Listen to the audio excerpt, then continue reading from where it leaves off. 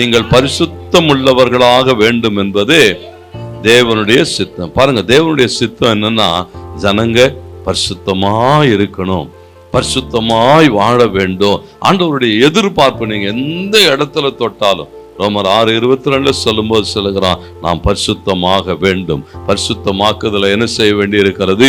பூரணப்படுத்த வேண்டும். அப்போ சபை என்ன நம்புது சொன்னா, பரிசுத்தமாக்குதல் தேவனோடு கூட வாழ்கிறதுக்கு மிக மிக அவசியமான ஒன்று.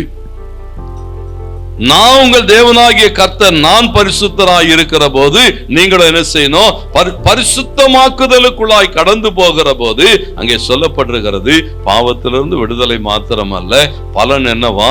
நித்திய ஜீவன் என்று சொல்லுகிறார். நித்திய ஜீவன் எப்போ வருகிறது?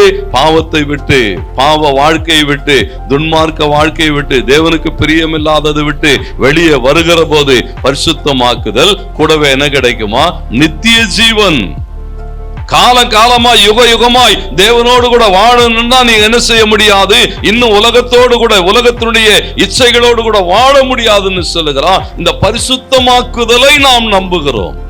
ஆண்டவர் அதை தான் எதிர்பார்க்கிறார்.